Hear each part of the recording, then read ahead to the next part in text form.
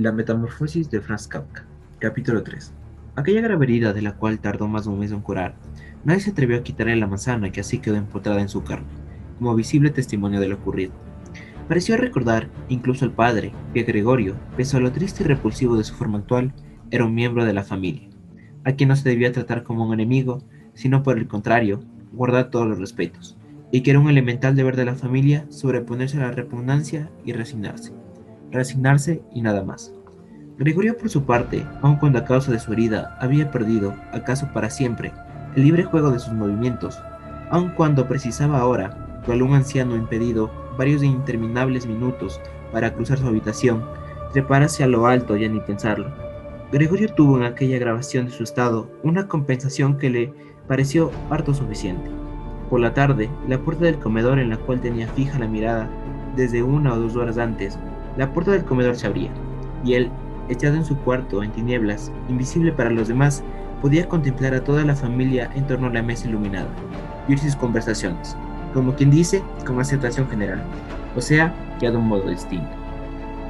Claro está que tales conversaciones no eran ni con mucho aquellas charlas animadas de otros tiempos, que Gregorio añoraba en los reducidos aposentos de las fondas, y en las que pensaba con ardiente afán al arrojarse fatigado sobre la húmeda ropa de la cama extraña.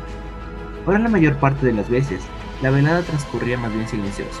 Poco después de cenar, el padre se dormía en su butaca, y la madre y la hermana se recomendaban una a otra silencio. La madre, inclinada muy junto a la luz, cosía ropa blanca fina para una tienda, y la hermana, que se había colocado de dependienta, estudiaba por las noches taquigrafía y francés, a fin de lograr quizá con el tiempo un puesto mejor que el actual. De vez en cuando el padre despertaba y, cual si no se diera cuenta de haber dormido, le decía a la madre: «¿Cuánto coses también hoy?», y volvía a dormirse enseguida, mientras la madre y la hermana, rendidas de cansancio, cambiaban una sonrisa. El padre se negaba con obstinación a despojarse, aún en la casa, de su uniforme de ordenanza, y mientras la bata, ya inútil, colgaba de la percha adormitada, perfectamente uniformado, como si quisiera hallarse siempre dispuesto a prestar servicio o esperarse oír hasta su casa la voz de alguno de sus jefes. Con lo cual el uniforme, que ya al principio no era nuevo, perdió pronto su pulcritud, a pesar del cuidado de la madre y de la hermana, y Gregorio con frecuencia se pasaba horas enteras con la mirada puesta en ese traje lustroso, lleno de lamparones, pero con los botones dorados siempre relucientes, dentro del cual el viejo dormía bastante incómodo, aunque tranquilo. Al dar las 10, la madre intentaba despertar al padre, exhortándole dulcemente a marchar a la cama, queriéndole convencer de que aquello no era dormir de veras, cosa que él tanto necesitaba, pues ya a las 6 había de comenzar su servicio. Mas el padre, con la obstinación que se había apoderado de él desde que era ordenanza, persistía en querer permanecer más tiempo a la mesa. No obstante dormirse allí invariablemente y costar gran trabajo de convencerle a cambiar la butaca por la cama. Pese a todos los razonamientos de la madre y la hermana, él seguía allí, con los ojos cerrados, dando lentas cabezadas cuarto de hora tras cuarto de hora, y no se levantaba. La madre le sacudía de la manga, deslizándole en el oído palabras cariñosas. La hermana abandonaba su tarea para ayudarlo. Pero de nada servía esto, pues el padre se hundía más hondo en su butaca y no abría los ojos hasta que las dos mujeres le hacían por debajo de los brazos. Entonces miraba a una y otra y solía exclamar: «Esta es mi vida, este es el sosiego de mis últimos años». Y penosamente, cual si la suya fuese la carga más pesada, se ponía de pie. Apoyándose la madre y la hermana, se dejaba acompañar de esta manera hasta la puerta. Les indicaba allí con el gesto que ya no las necesitaba, y seguía solo su camino, mientras la madre arrojaba con presteza sus útiles de costura y la hermana sus plumas, para correr en pos de él y continuar ayudándole. ¿Quién en aquella familia cansada, deshecha por el trabajo, hubiera podido dedicar a Gregorio algún tiempo más que el estrictamente necesario? El tren de la casa se redujo cada vez más. Se despidió a la criada y se la sustituyó en los trabajos más duros por un asistente, una especie de gigante huesudo, con un nimbo de cabellos blancos en torno a la cabeza, que unía un rato por la mañana y otro por la tarde. Fue la madre quien hubo de sumar a su ya nada corta labor de costura todos los demás quehaceres. Aún hubieron de venderse varias alhajas que poseía la familia, y que en otros tiempos habían lucido gozosas la madre y la hermana en fiestas y reuniones. Así lo averiguó Gregorio en la noche, por las conversaciones acerca del resultado de la venta. Mas el mayor motivo del lamento consistía siempre en la imposibilidad de dejar aquel piso, demasiado grande ya en las actuales circunstancias, pues no había modo alguno de mudar a Gregorio. Pero bien comprendía que él no era el verdadero impedimento para la mudanza, ya que se le podía haber transportado fácilmente en un cajón, con tal que tuviese un par de agujeros por donde respirar. No, lo que detenía ante todo a la familia en aquel trance de mudanza era la desesperación que ella le infundía al tener que concretar la idea de que había sido azotada por una desgracia, inaudita hasta entonces en todo el círculo de sus parientes y conocidos. Lo que la vida exige de los desposeídos, ellos lo cumplían íntegramente. El padre, que tenía que ir a buscar el desayuno del humilde empleado de banco; la madre, sacrificarse por ropas de extraños; la hermana, correr de acá para allá, detrás del mostrador, conforme lo requerían los clientes. Pero las fuerzas de la familia no daban ya más de sí, y Gregorio sentía renovarse el dolor de la herida que tenía en la espalda. Cuando la madre y la hermana, después de acostar al padre, volvían al comedor y abandonaban el trabajo para sentarse muy cerca una de otra, casi mejilla con mejilla, la madre señalaba hacia la habitación de Gregorio y decía: «Greta, cierra esa puerta». Y Gregorio se hallaba nuevo sumido en la oscuridad, mientras en la habitación contigua las mujeres confundían sus lágrimas o hasta se quedaban mirando fijamente la mesa con los ojos secos. Gregorio pasaba las noches y los días casi sin conciliar el sueño. A veces se le ocurría imaginar que iba a abrirse la puerta de su cuarto y que él iba a encargarse de nuevo, como antes, de los asuntos de la familia. Por su mente volvieron a cruzar, tras largo tiempo, el jefe y el gerente, el dependiente y aprendiz. Aquella ordenanza tan eficiente, 2 o 3 amigos que tenían otros comercios, una camarera de una fonda provinciana y un recuerdo amado y pasajero, el de una cajera de una sombrerería, a quien había formalmente pretendido, pero sin bastante apremio. Todas estas personas se le parecían confundidas con otras extrañas hace tiempo olvidadas, mas ninguna podía prestarle ayuda, ni a él ni a los suyos. Eran todas inasequibles, y se sentía aliviado cuando lograba desechar su recuerdo. Y después perdía también el humor de preocuparse por su familia, y solo sentía hacia ella la irritación producida por la poca atención que se le dispensaba. No se le ocurría pensar en nada que le apeteciera.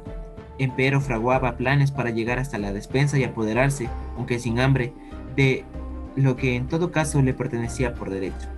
La hermana no se preocupaba ya de idear lo que más había de agradarle. Antes de marchar a su trabajo por la mañana y por la tarde, empujaba con el pie cualquier comida en el interior del cuarto, y luego al regresar, sin fijarse siquiera si Gregorio solo había probado la comida, lo cual era lo más frecuente, o si ni siquiera la había tocado, recogía los restos de un escobazo. El arreglo de la habitación, que siempre tenía lugar de noche, no podía asimismo ser más rápido.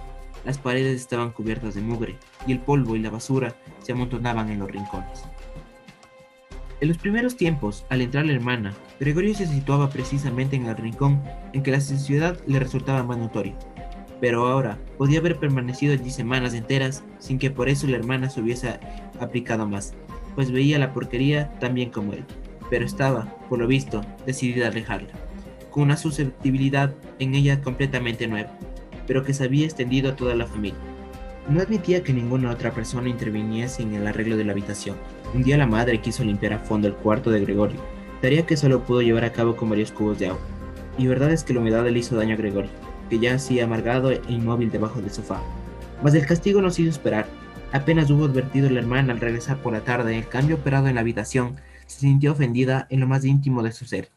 Se precipitó al comedor y, sin reparar en la actitud suplicante de la madre, rompió en una crisis de lágrimas que sobrecogió a los padres, por cuanto tenía de extraña y desconsolada. Por fin los padres, el padre asustado, había dado un brinco en su butaca. Se tranquilizaron. El padre a la derecha de la madre le reprochaba el no haber cedido por entero a la hermana el cuidado de la habitación de Gregorio. A la izquierda gritaba a la hermana que ya no le sería posible encargarse de aquella limpieza. Entretanto, la madre quería llevarse a la alcoba al padre, que no podía contener su excitación. La hermana, sacudida por los sollozos, daba puñetazos en la mesa con sus manitos, y Gregorio silbaba de rabia porque ninguno se había acordado de cerrar la puerta, y de ahorrarle el tormento de aquel espectáculo y de aquel ruido. Pero si la hermana, extenuada por el trabajo, se hallaba ya cansada de cuidar a Gregorio como antes, no tenía por qué reemplazar a la madre, ni Gregorio tenía por qué sentirse abandonado, ya que allí estaba la asistente. Esta viuda, bastante crecida en años, y a quien su huesuda constitución debía haber permitido resistir las mayores amarguras en el curso de su dilatada existencia. No sentía hacia Gregorio ninguna repulsión propiamente dicha. Sin que ello pudiera deberse a un afán de curiosidad, abrió un día la puerta del cuarto de Gregorio, y a la vista de este, y en su sorpresa, y aunque nadie le perseguía, comenzó a correr de un lado para el otro. Permaneció inmutable con las manos cruzadas sobre el vientre. Desde entonces nunca se olvidaba de entreabrir tarde y mañana furtivamente la puerta para contemplar a Gregorio. Al principio, incluso le llamaba con palabras que sin duda creía cariñosas, como «Ven aquí, bicharraco, vaya con el pedazo de bicho este». A estas llamadas Gregorio no solo no respondía, sino que seguía inmóvil en su sitio, como si ni siquiera se hubiese abierto la puerta. Cuanto más no hubiese valido que se le ordenase a esta sirvienta limpiar diariamente su cuarto, en lugar de aparecer para importunarle a su antojo, sin ningún provecho. Una mañana temprano, mientras la lluvia, que tal vez anunciaba la primavera próxima, azotaba con furia los cristales, la asistenta comenzó de nuevo con sus manejos, y Gregorio se irritó a tal punto que se volvió contra ella, lenta y débilmente, es cierto, pero en disposición de atacar, pero ella, en vez de asustarle, se limitó a levantar en alto una silla que estaba junto a la puerta, y se quedó en esa actitud con la boca abierta, de par en par, cual demostrando a las claras su propósito de no cerrarla hasta después de haber descargado sobre la espalda de Gregorio la silla que tenía entre las manos. ¿Con qué no seguimos adelante?, preguntó, al ver que Gregorio retrocedía, y tranquilamente volvió a colocar la silla en el rincón. Gregorio ya casi no comía. Al pasar junto a los alimentos que tenía dispuestos, tomaba el buen bocado a modo de muestra. Los guardaba en la boca durante horas y casi siempre los volvía a escupir. Al principio pensó que su desgano era efecto, sin duda, de la melancolía que le sumía el estado de su habitación, pero precisamente se habituó muy pronto al nuevo aspecto de esta. Se había ido tomando la costumbre de colocar en esa pieza las cosas que estorbaban en otra parte, las cuales eran muchas, pues uno de los cuartos de la casa había sido cedido a 3 pensionistas. Estos señores muy formales, los 3 usaban barba, según comprobó Gregorio una vez por la rendija de la puerta. Cuidaban de que reinase el orden más escrupuloso, no solo en su propia habitación, sino en todo y en todo lo de la casa, puesto que en ella vivían y muy especialmente en la cocina. No soportaban trastos inútiles y mucho menos cosas sucias. Además, habían traído consigo la mayor parte de su mobiliario, lo cual hacía innecesarias varias cosas imposibles de vender, pero que tampoco se querían tirar. Y todas estas cosas iban a parar al cuarto de Gregorio, de igual modo que el recipiente de las cenizas y el cajón de la basura. Aquello que por el momento no había de ser utilizado, la asistenta, que en esto se daba mucha prisa, lo arrojaba al cuarto de Gregorio, quien por fortuna la mayoría de veces solo lograba divisar el objeto en cuestión y la mano que lo esgrimía.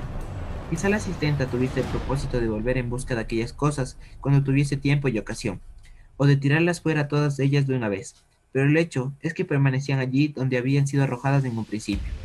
A menos que Gregorio se revolviese contra el trasto y lo pusiese en movimiento, impulsado a ello primero porque éste no le dejaba ya sitio libre para arrastrarse, y luego por verdadero afán, aunque después de tales paseos quedaba extremadamente triste y fatigado, sin ganas de moverse durante horas enteras. Los huéspedes de algunos días cenaban en casa, en el comedor común, por lo cual la puerta se daba a esta habitación permanecía también cerrada estas noches, pero esto a Gregorio le importaba ya muy poco, pues incluso algunas noches en las que la puerta estaba abierta no había aprovechado esta coyuntura, sino que se había retirado, sin que la familia lo advirtiese al rincón más oscuro de su cuarto. Pero aconteció un día que la sirvienta dejó algo entonada a la puerta, que daba al comedor, y que esta permaneció de igual manera cuando los huéspedes entraron por la noche y encendieron la luz. Se sentaron a la mesa en los sitios de antaño ocupados por el padre, la madre y Gregorio. Desdoblaron las servilletas y empuñalaron cuchillo y tenedor. Al punto apareció en la puerta la madre con una fuente de carne, seguida de la hermana que traía una fuente con una pila de patatas. La comida despedía una gran nube de vapor. Los huéspedes se inclinaron sobre las fuentes colocadas ante ellos, como si quisiesen probarlas antes de servirse, y en efecto, el que se hallaba sentado en el medio y que parecía el más autorizado de los 3, cortó un pedazo de carne de fuente de la misma, sin duda para comprobar si estaba lo bastantemente tierna, y que no era menester devolverla a la cocina. Exteriorizó su satisfacción y la madre y la hermana, que habían observado tensas la operación, respiraron, aliviadas y sonrieron. Entretanto, la familia comía en la cocina, a pesar de lo cual el padre, antes de dirigirse hacia esta, entraba al comedor, hacía una reverencia general y gorra en mano daba la vuelta a la mesa. Los huéspedes se ponían de pie y murmuraban algo para sus adentros. Después ya solos, comían en sí con silencio. A Gregorio le resultaba extraño percibir siempre entre los diversos ruidos de la comida el que los dientes hacían al masticar, como si quisiese demostrarle que para comer se necesitaban dientes, y que era la más hermosa mandíbula desposeída de dientes. De la nada puede servir. ¿Qué apetito tengo?, se decía Gregorio, preocupado. Pero no son estas las cosas que me apetecen. Cuando comen estos huéspedes y yo, entre tanto, muriendo. Aquella misma noche, Gregorio no recordaba haber oído el violín en todo aquel tiempo. Sintió tocar en la cocina. Los huéspedes ya habían acabado de cenar. El que estaba en medio había sacado un periódico y dado una hoja a cada uno de los otros dos, y los tres leían y fumaban echados hacia atrás. Al sentir el violín, quedó fija su atención en la música. Se levantaron y de puntillas fueron hasta la puerta de recibo, junto a la cual permanecieron inmóviles, apretados uno contra el otro. Sin duda se les oyó desde la cocina, pues el padre preguntó: «Tal vez a los señores les desgracia la música», y añadió: «En ese caso, puede cesar el momento». Al contrario, aseguró el señor de más autoridad. «No querría entrar la señorita a tocar aquí, sería mucho más cómodo y agradable». «Oh, gracias», respondió el padre, por si fuese el mismo violinista. Los huéspedes tornaron al interior del comedor y esperaron. Muy pronto llegó el padre en el atril, luego la madre con las pautas de música y la hermana con el violín. La hermana lo dispuso todo tranquilamente para comenzar a tocar, mientras los padres, que nunca habían tenido habitaciones alquiladas y que por lo mismo extremaban la cortesía para que con los huéspedes, no se atrevían a sentarse en sus propias sillas. El padre quedó apoyado en la puerta, con la mano derecha metida entre los dos botones de la libea cerrada. Pero a la madre, uno de los huéspedes le ofreció un asiento, y ella se sentó en un rincón apartado, pues no movió el asiento del punto en que aquel señor lo había casualmente colocado. Comenzó a tocar la hermana y el padre y la madre, cada uno desde su sitio, seguían todos los movimientos de sus manos. Gregorio, atraído por la música, se atrevió a avanzar un poco, y de pronto se encontró con la cabeza en el comedor. Casi no le sorprendía la escasa consideración que guardaban los demás en los últimos tiempos, y sin embargo, antes de esa consideración había sido precisamente su mayor orgullo.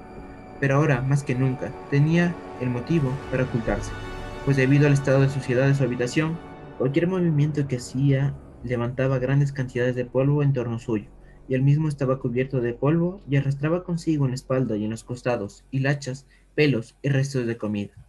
Su indiferencia hacia todo era harto mayor que cuando, cual antaño, varias veces al día, podía echarlo sobre la espalda, restregarse contra la alfombra. Y sin embargo, a pesar del estado en el que se hallaba, no sentía el menor rubor en avanzar por el suelo inmaculado del comedor. Verdad es que nadie se cuidaba de él.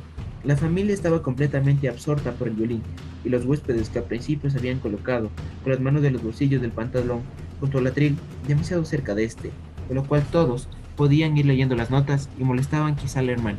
No tardaron en retirarse hacia la ventana, en donde permanecían cuchicheando con las cabezas inclinadas y observados por el padre, a quien esta actitud visiblemente preocupaba.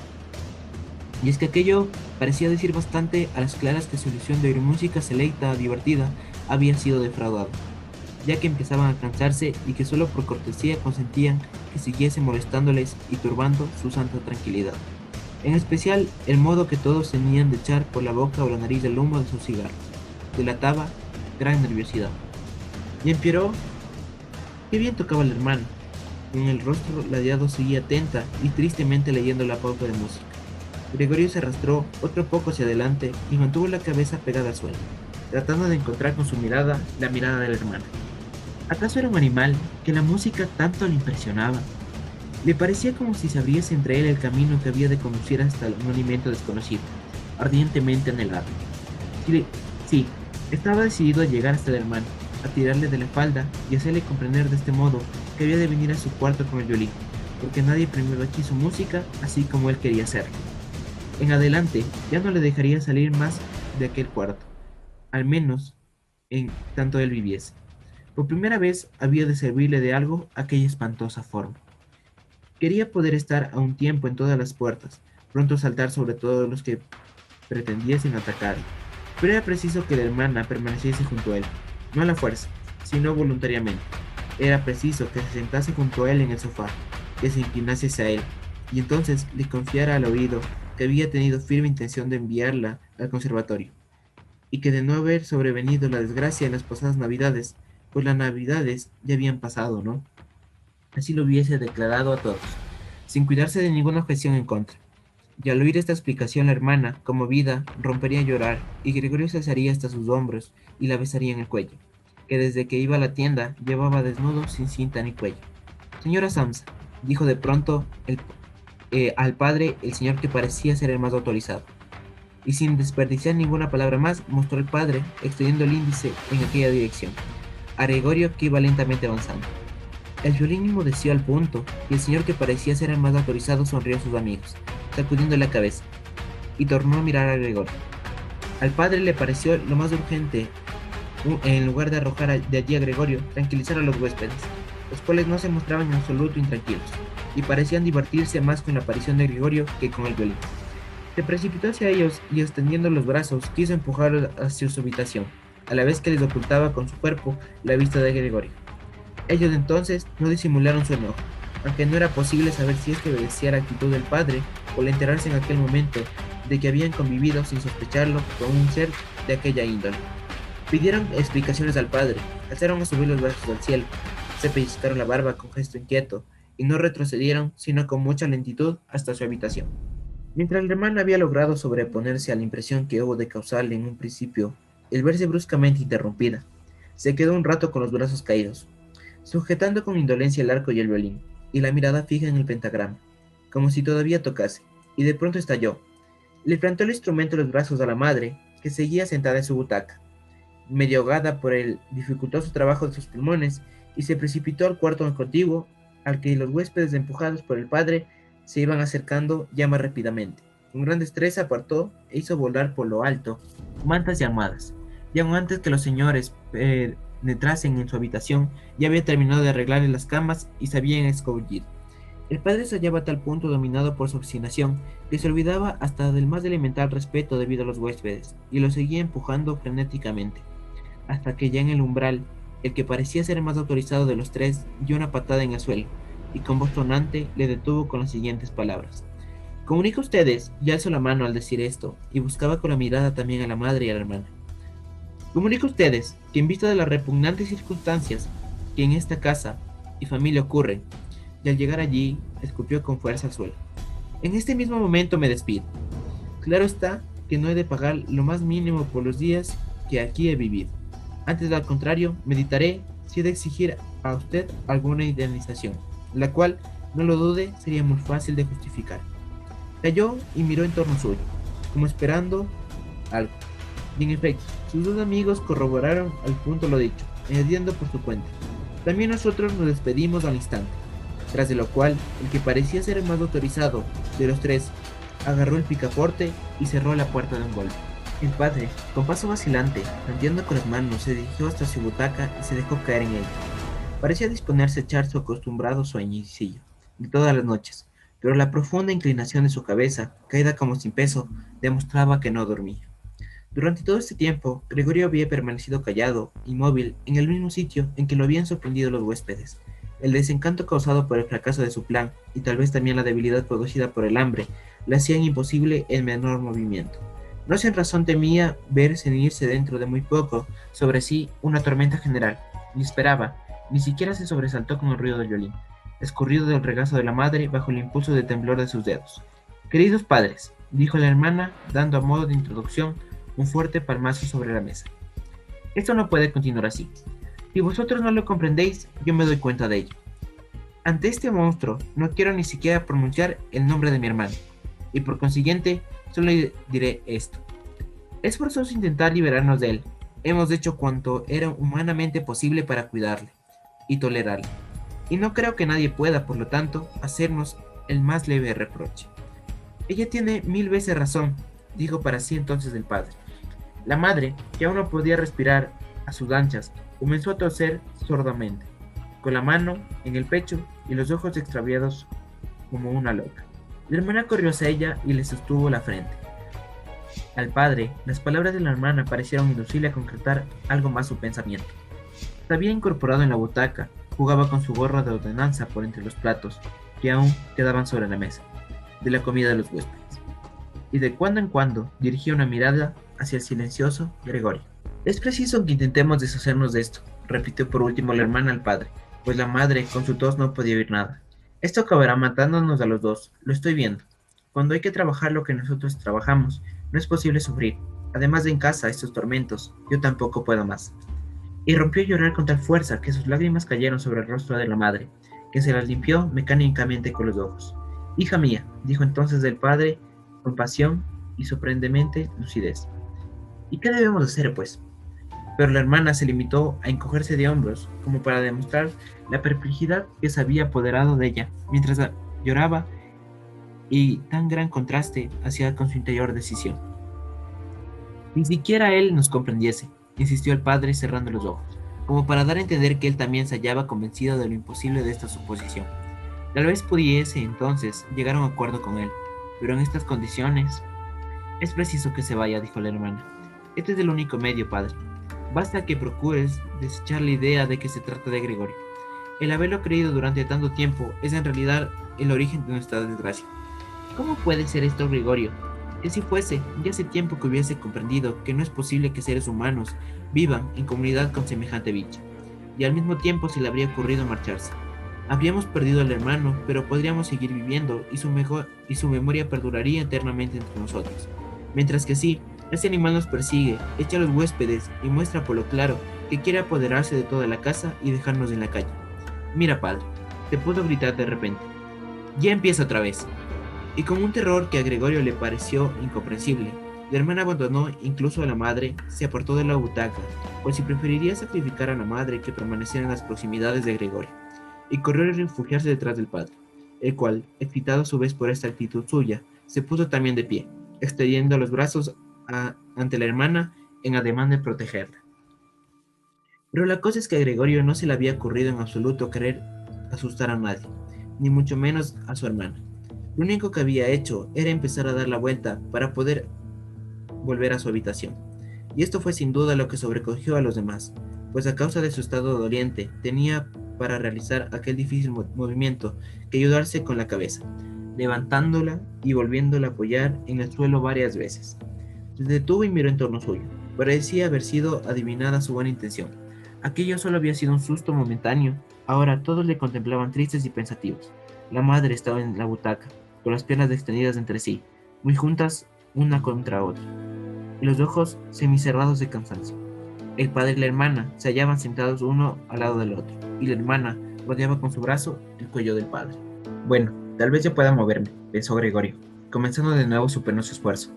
No podía contener sus resoplidos y de tiempo en tiempo tenía que pararse a descansar, mas nadie le apresuraba, se le dejaba en eterna libertad. Cuando hubo dado la vuelta, inició enseguida la marcha atrás en línea recta. Le asombró la gran distancia que le separaba de su habitación. No acertaba a comprender cómo, en su actual estado de debilidad, había podido momentos antes hacer ese mismo camino casi sin notarlo. Con la única preocupación de arrastrarse lo más rápido posible, apenas si se paró, es que ningún miembro de la familia la asusaba, con palabras o gritos.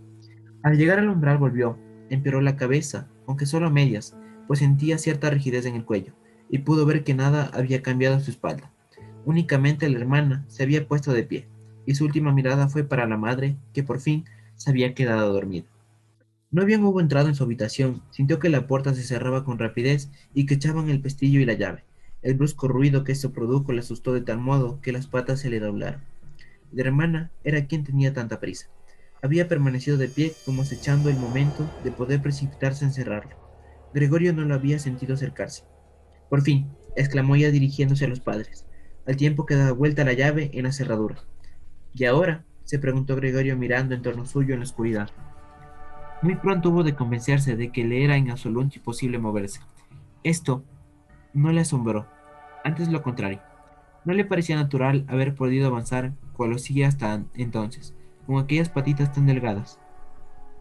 Por lo demás, se sentía relativamente a gusto.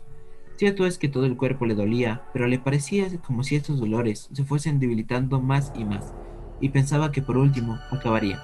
Apenas si notaba ya la manzana podrida que tenía en la espalda, y la inflamación revestida de blanco por el polvo, pensaba con emoción y cariño en los suyos. Se hallaba, tal vez, aún más firmemente convencido que su hermana de que tenía que desaparecer.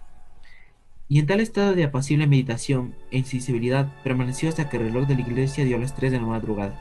Todavía pudo vivir aquel comienzo del alba que despuntaba detrás de los cristales. Luego, a pesar suyo, su cabeza se hundió por completo, y su hocico despidió débilmente su último aliento. A la mañana siguiente, cuando entró el asistente, daba tales portazos que en cuanto llegaba ya era imposible descansar en la cama. A pesar de las infinitas veces que se le habían rogado otras maneras, Para hacer a Gregorio la breve visita de costumbre, no halló en él, al principio, nada particular. Supuso que permanecía así inmóvil, con toda intención para hacérsele enfadar, pues le consideraba capaz del más completo discernimiento. Casualmente, llevaba en su mano el desollinador, y quiso con él hacerle cosquillas a Gregorio desde la puerta.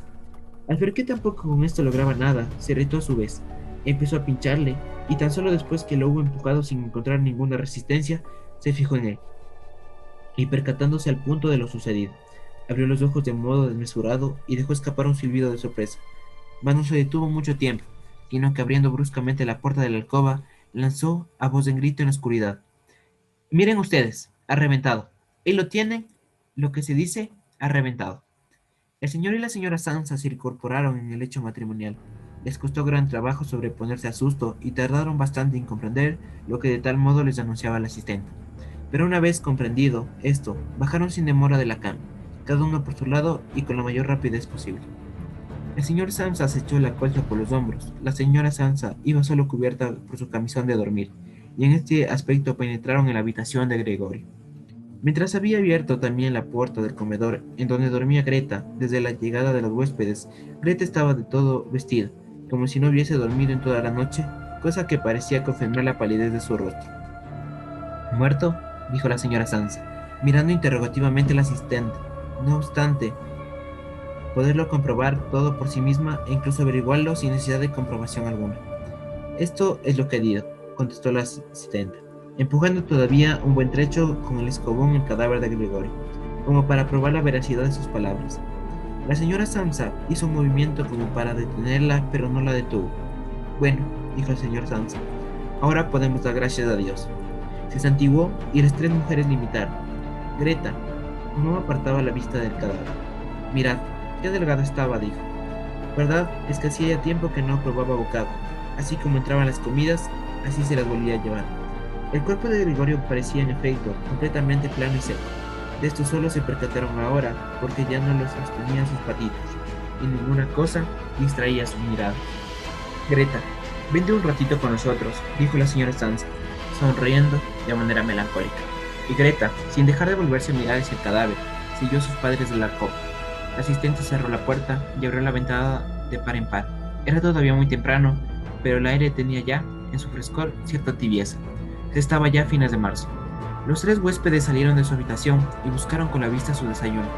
Los habían olvidado, y el desayuno le preguntó al asistente con mal humor el señor, que parecía ser el de más autoridad. Pero la asistenta, poniéndose el índice en la boca, invitó silenciosamente con señas energéticas a los señores a entrar en la habitación de Gregorio.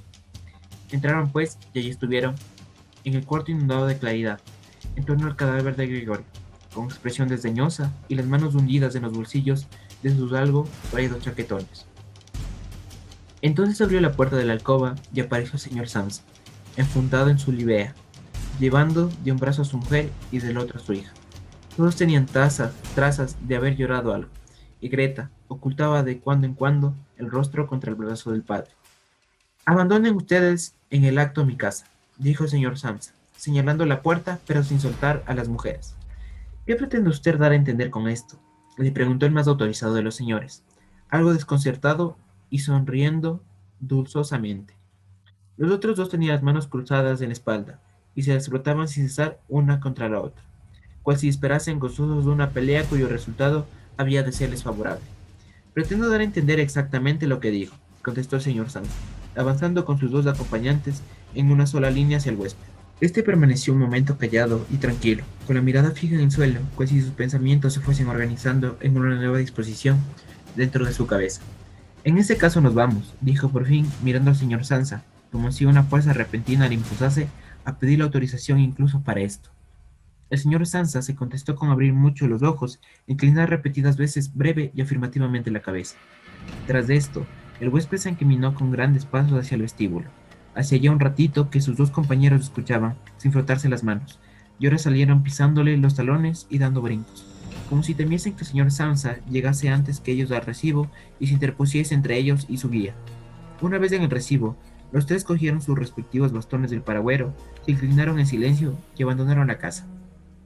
Con una desconfianza que nada justificaba, cual hubo de demostrarse luego el señor Sansa, y las dos mujeres salieron al rellano y de bruces sobre la barandilla miraron como aquellos tres señores, lenta pero ininterrumpidamente, descendían la larga escalera, desapareciendo al llegar a la vuelta que daba esta en cada piso, y reapareciendo unos segundos más tarde.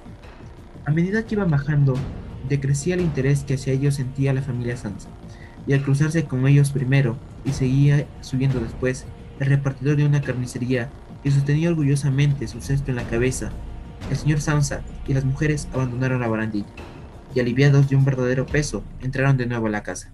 Decidieron dedicar aquel día al descanso y a pasear. No solo tenían bien ganada esta tregua en su trabajo, sino que les era hasta indispensable. Se sentaron pues en la mesa y escribieron 3 cartas disculpándose. El señor Sansa a su jefe, la señora Sansa al dueño de la tienda y Greta a su principal. Cuando estaban ocupados en estos menesteres, entró la asistenta a decir que se iba, pues ya había terminado su trabajo de la mañana. Los tres siguieron escribiendo, sin prestarle atención, y se contestaron con hacer un signo afirmativo con la cabeza. Pero al ver que ella no acababa de marcharse, alzaron los ojos con enfado. ¿Qué pasa? Preguntó el señor Sansa. La asistenta permanecía sonriente en el umbral, como si tuviese que comunicar a la familia una felicísima nueva, pero indicando con su actitud que solo lo haría después de haber sido convenientemente interrogado. La plumita plantada derecha en su sombrero y que ya molestaba al señor Sansa desde el momento en que había entrado aquella mujer a su servicio, se bamboleaba en todas direcciones. Bueno, vamos a ver. ¿Quién desea usted? Preguntó la señora Sansa, que era la persona a quien más respetaba la asistenta. Pues, contestó esta, y la risa no la dejaba de seguir. Pues que no tienen ustedes ya que preocuparse respecto a cómo van a quitarse de en medio el trasto ese de allá al lado. Ya está todo arreglado. La señora Sansa y Greta se inclinaron otra vez sobre sus cartas, como para seguir escribiendo, y el señor Sansa, advirtiendo que la sirvienta se disponía a contarlo todo en forma minuciosa, la detuvo, extendiendo con toda energía la mano hacia ella. La asistenta, al ver que no le permitían contar lo que había preparado, recordó que tenía muchísima prisa. Queden con Dios, dijo, visiblemente ofendida. Dio media vuelta con gran irritación y abandonó la casa, dando un portazo terrible. Esta noche la despido, dijo el señor Sansa, pero no recibo respuesta ni de su mujer ni de su hija, pues la asistenta parecía haber vuelto a turbar aquella tranquilidad que acababan apenas de recobrar. La madre y la hija se levantaron y se dirigieron hacia la ventana, ante la cual permanecieron abrazadas. El señor Sansa hizo girar su butaca en aquella dirección y estuvo observándolas un momento con toda calma. Luego, bueno, dijo, venid ya, olvidad ya de una vez las cosas pasadas. Tened también un poco de consideración conmigo. Las dos mujeres le obedecieron al instante. Corrieron hacia él, le acariciaron y terminaron de escribir. Después salieron los tres juntos, cosa que ya no había ocurrido desde hace varios meses atrás, y tomaron el tranvía para ir a respirar el aire libre de las afueras. El tranvía, en el cual eran los únicos viajeros, se hallaba inundado de la luz cálida del sol. Cómodamente recostados en sus asientos, fueron cambiando impresiones acerca del porvenir, y vieron que bien pensadas las cosas, este no se presentaba con tonos oscuros, pues sus 3 empleos, sobre los cuales no se habían aún interrogado claramente unos a otros, eran muy buenos, y sobre todo, permitirían abrigar para más adelante grandes esperanzas. Lo que de momento más habría de mejorar la situación sería mudar la casa. Deseaban una casa más pequeña y más barata, y en lo posible, mejor situada, y más práctica que la actual, que había sido escogida por Grigori.